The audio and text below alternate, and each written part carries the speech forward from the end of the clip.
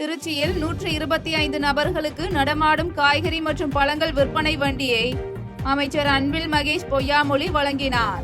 திருச்சி கிழக்கு சட்டமன்ற தொகுதிக்கு உட்பட்ட சுமார் 125 நபர்களுக்கு தேசிய தோட்டக்கலை மற்றும் மலைப்பயிர்கள் துறையின் சார்பாக காய்கறிகள் மற்றும் பழங்கள் விற்பனை செய்யும் வண்டியை அமைச்சர் அன்பில் மகேஷ் பொய்யாமொழி வழங்கினார்.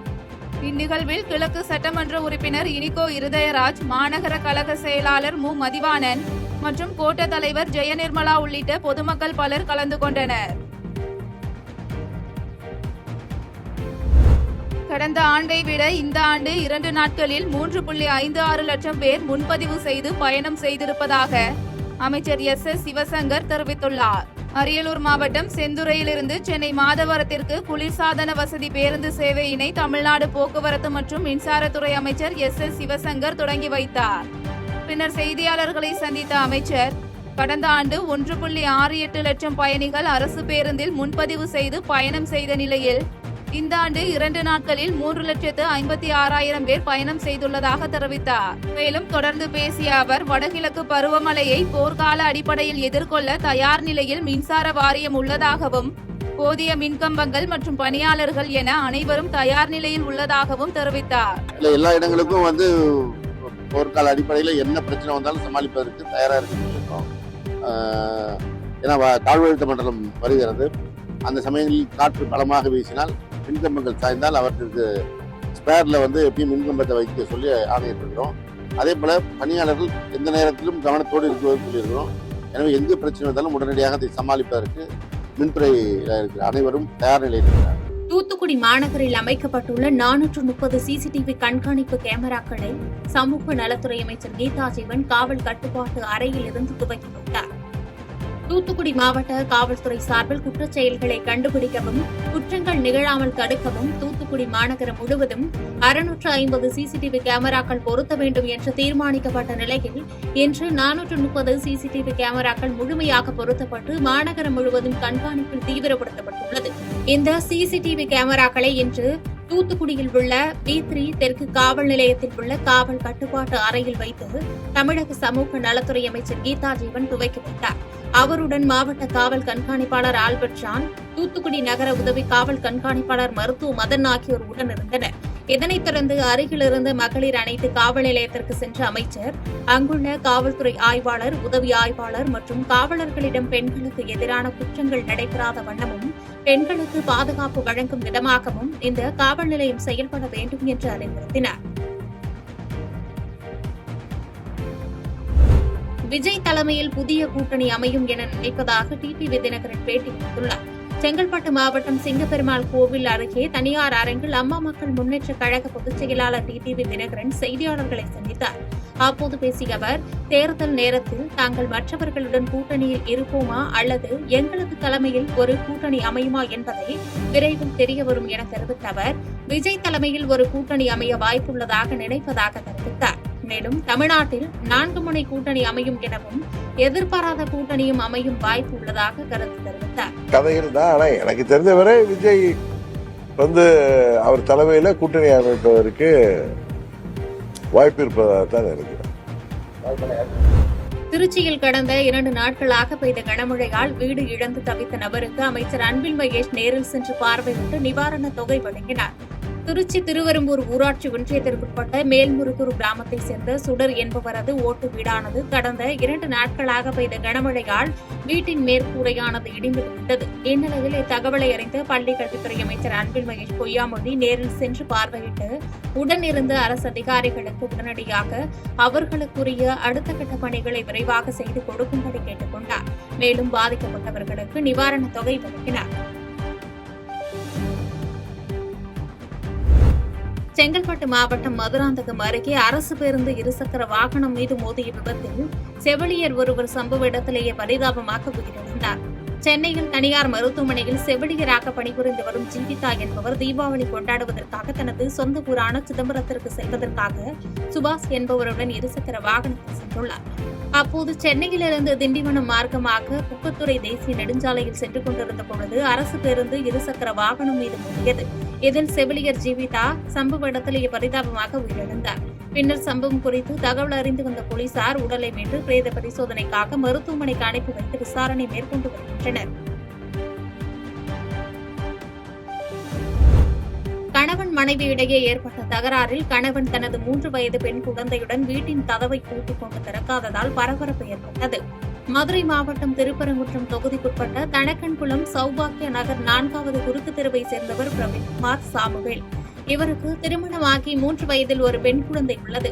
இந்நிலையில் இன்று சாமுவேலுக்கும் அவரது மனைவிக்கும் ஏற்பட்ட தகராறில் மனைவியையும் அவரது தந்தை கிறிஸ்டோபரையும் வீட்டை விட்டு வெளியே தள்ளி தனது 3 வயது குழந்தையுடன் வீட்டுக்குள் இருந்தபடி கதவுகளை அடைத்துக் கொண்டுள்ளார். நீண்ட நேரம் மனைவியும் அவரது தந்தையும் கதவை தட்டியும் திறக்காததால் உடனே மனைவி காவல் நிலையத்திற்கு சென்று புகார் அளித்தார். புகாரின் பேரில் சம்பவ இடத்திற்கு வந்த போலீசார் ட்ரில்லிங் மிஷின் கொண்டு கதவை உடைத்து உள்ளே புகுந்து அவரிடமிருந்த 3 வயது பெண் குழந்தையை மீட்டனர். பின்னர் சாமுவேலை காவல் நிலையத்திற்கு அழைத்து சென்று விசாரணை மேற்கொண்டு வருகின்றனர். மேலும் சாமுவேல் சற்று மனநலம் பாதிக்கப்பட்டவர் என்று போலீசார் தரப்பில் தெரிவிக்கப்பட்டுள்ளது. தேனியில் பெய்து வரும் கனமழையால் வைகை அணைக்கான நீர்வரத்து வினாடிக்கு 20,000 கன அடியாக அதிகரித்துள்ளது. தேனி மாவட்டம் முழுவதும் கடந்த 2 நாட்களாக பரவலாக பலத்த மழை பெய்து வருவதால் வைகை ஆறு, கொட்டக்குடி ஆறு, சுருளி ஆறு ஆகியவற்றில் வெள்ளப்பெருக்கு ஏற்பட்டுள்ளது. இதனால் வினாடிக்கு 2,700 கன அடியாக இருந்த நீர்வரத்து கிடுகிடுவென அதிகரித்து 13,000 கன அடியில் இருந்த நிலையில் படிப்படியாக அதிகரித்து 20,000 கன அடியாக உயர்ந்துள்ளது. இந்நிலையில் நீர்வரத்தை 24 மணி நேரமும் கண்காணிக்க வைகை அணையில் பணியாளர்கள் 20 பேர் நியமனம் செய்யப்பட்டுள்ளனர். இந்த பணியாளர்கள் அணையில் 10 பேர் வரை கண்காணிப்பு பணியில் ஈடுபடவும் வைகை ஆறு, கொட்டக்குடி ஆறு, சுருளி ஆறு ஆகிய ஆறுகள் சங்கமிக்கும் இடத்தில் நீர்வரத்தை கண்காணிக்கும் வகையில் 10 பேரும் நியமிக்கப்பட்டுள்ளனர். தொடர்ந்து நீர்வரத்து அதிகரித்து வருவதால் வைகை அணையின் நீர்மட்டம் கிடுகிடுவென உயரத் தொடங்கியுள்ளது. தேனி மாவட்டம் தேவாரத்தில் நேற்று இரவு பெய்த கனமழையால் சின்ன தேவிக்குளம் செல்லும் ஓடைப்பாதை தூர்வாரப்படாத காரணத்தால் மழை வெள்ளம் கோழி பண்ணைக்குள் புகுந்ததால் 10,000 கோழிகள் உயிரிழந்தன. தேனி மாவட்டம் தேவாரம் சுற்றியுள்ள பகுதிகளில் நேற்று இரவு தொடர் மழையால் ஓடைகளில் வெள்ளப்பெருக்கு ஏற்பட்டு ஓடைகள் முற்றிலும் தூர்வாரப்படாததால் வெள்ள நீர் அனைத்தும் விவசாய நிலத்திற்குள் சென்று குளம் போன்று காட்சிவிட்டது. இதில் குறிப்பாக அப்பகுதியில் தங்கத்துறை என்பவர் தோட்டத்தில் கதிரேசன் என்பவர் கோழி பண்ணை லீசுக்கு எடுத்து செயல்படுத்திக் கொண்டுள்ளார். இதில் 10,000த்திற்கும் மேற்பட்ட கோழிகள் வளர்க்கப்பட்டு வந்த நிலையில் தீபாவளி பண்டிகைக்காக அனைத்து கோழிகளும் இறைச்சிக்காக எடுக்கப்படும் சூழ்நிலையில் நேற்று இரவு பெய்த கனமழையால் கோழி பண்ணைக்குள் புகுந்த மழை நீரால் 30 லட்சம் மதிப்புள்ள 10,000 கோழிகள் அனைத்தும் நீரில் மூழ்கி இறந்தன. இதனால் கோழி பண்ணை நடத்தி வருபவர் மிகுந்த மன உளைச்சலுடன் என்ன செய்வதென்று தெரியாமல் திகைத்து வருகிறார். எனவே மாவட்ட நிர்வாகம் தனது வாழ்வாதாரத்தை மீட்டுக் கொடுக்க வேண்டும் எனவும் அலட்சியமாக செயல்பட்ட பேரூராட்சி நிர்வாகத்தின் மீது துறை ரீதியாக நடவடிக்கை மேற்கொள்ள வேண்டும் என்று அப்பகுதி வாழ் பொதுமக்களும் கோரிக்கை வைத்துள்ளனர். இப்போ நேற்று பேஞ்ச மழையில ஃபுல்லாக தண்ணி கோழி ஓடையில் போகிற தண்ணி ஃபுல்லாக தோட்டத்துக்குள்ளே ஏறி என் கோழி பணக்குள்ளே வந்து நான் லீஸுக்கு எடுத்த கோழி பணக்குள்ளே வந்து கிட்டத்தட்ட 8,000 கோழி இறந்து போச்சு. இதில் 30 லட்ச ரூபா நட்டமாயிருக்கு. பஞ்சாயத்து போர்டில் 2 நாளைக்கு முன்னாடி ஓடையில் தூர்வாரிட்டு இருந்தாங்க அந்த பக்கம். இதையை வந்து எடுத்து விடுன்றதுக்கு நாங்கள் வர்றான்ட்டு அலட்சியமாக விட்டுட்டு அவங்க போயிட்டாங்க. கரெக்டாக அவங்க எடுக்காத பகுதியிலேருந்து தண்ணி மேலே ஏறி தோட்டத்துக்குள்ளே வந்து இப்போ 10,000 கோழி செத்துருச்சு. தீபாவளிக்கு நாளைக்கு விடிஞ்சா இன்னைக்கு எடுக்க வேண்டிய நைட் எடுக்க வேண்டிய கோழி இப்போ நான் நட்டப்பட்டு என் வாழ்க்கையை என்ன பண்ணுறது தெரியாமல் நான் முடிச்சுட்டு இப்போ உட்காந்துருக்கேன். கவர்மெண்ட் தான் பார்த்து எதாவது பண்ணணும். புதிய பேருந்து நிலையம் குறித்து அதிமுக சார்பாக சமூக வலைதளங்களில் பரப்பப்படும் பொய்யான தகவலுக்கு பதில் கூற முடியாது என்று முன்னாள் அமைச்சர் செந்தில் பாலாஜி மறுப்பு தெரிவித்தார்.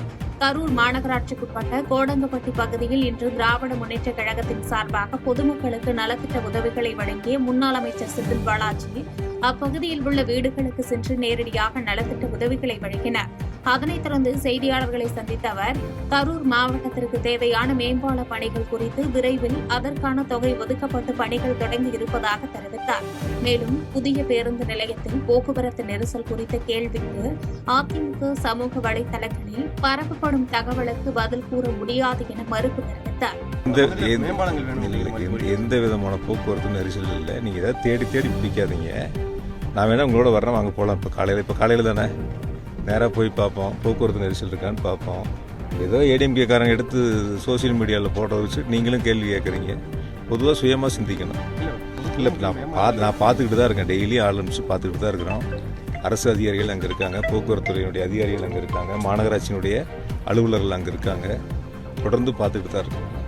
அதனால் ஏதோ அதிமுக அது ஒரு குற்றச்சாட்டு சொல்லணுங்கிறதுக்காக எடுத்து போடக்கூடிய செய்திகளை எடுத்து இப்போ மக்களுக்கு எவ்வளோ எளிமையாக இருக்குது, எவ்வளோ அருகாமையில் இருக்குது, மாநகரத்தினுடைய உள்பகுதியிலேயே இருக்குது. புதிய பேருந்து நிலையத்துக்கும் பழைய பேருந்து நிலையத்துக்கும் எவ்வளோ இடைவெளி, நேரத்தால் இருந்து ஒரு 1.5 கிலோமீட்டர் 2 கிலோமீட்டர் தான் இருக்குது. மக்கள் எளிதில் நைட்டு 1 மணிக்கு இறங்கினா கூட எந்த பிரச்சனையும் இல்லாமல் நீட்டாக வீட்டுக்கு போகக்கூடிய அளவிற்கான அருகாமையில் அமைஞ்சிருக்கு. ஒசூரில் ஆன்லைன் வர்த்தகத்தில் நஷ்டம் ஏற்பட்டதால் தனது 2 மகன்களை கழுத்தை நெரித்து கொன்றுவிட்டு தந்தை தூக்கிட்டு தற்கொலை செய்து கொண்ட சம்பவம் சோகத்தை ஏற்படுத்தியுள்ளது. தூத்துக்குடி மாவட்டம் ஆழ்வார் கற்குளம் கிராமத்தை சேர்ந்தவர் சிவபூபதி. இவர் ஒசூர் குறிஞ்சி நகர் பகுதியில் குடும்பத்துடன் வாடகை வீட்டில் தங்கியுள்ளார். ஆன்லைன் நெட்வொர்க் ஷேர் மார்க்கெட் தொழில் செய்து வரும் இவருக்கு மனைவி பார்வதி 2 மகன்கள் உள்ளனர்.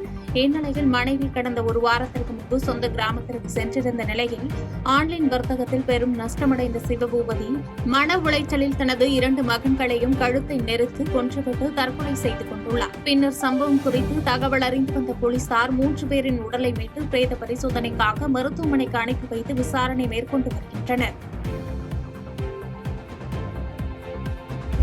தென்காசியில் இரவில் வீட்டில் தூங்கிக் கொண்டிருந்த நபரை தெருநாய் கடித்து சிகிச்சை பெற்று வந்த நிலையில் சிகிச்சை பலனின்றி பரிதாபமாக உயிரிழந்தார். தென்காசி மாவட்டம் சாம்பவர் வடகரை பேரூராட்சி பகுதியில் வசித்து வரும் மாரியப்பன் என்பவர் இரவில் வீட்டில் தூங்கிக் கொண்டிருந்த போது சாலையில் சுற்றித் திரிந்த தெருநாய்கள் கடித்துள்ளதாக கூறப்படுகிறது. இதில் படுகாயமடைந்த இவர் வீட்டிலேயே சிகிச்சை பார்த்து வந்ததாக தெரிகிறது.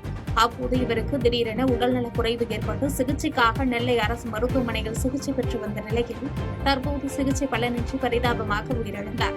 இந்நிலையில் பேரூராட்சி பகுதியில் இரவு மற்றும் பகல் நேரங்களில் பொதுமக்களை அச்சுறுத்தும் விதமாக சாலைகளில் சுற்றித் திரியும் தெருநாய்களை கட்டுப்படுத்த பொதுமக்கள் பலமுறை புகார் அளித்தும் எவ்வித நடவடிக்கையும் எடுக்காததால் இதுபோன்ற பல அசம்பாவிதங்கள் ஏற்படுவதாக குற்றம் சாட்டியுள்ளனர்.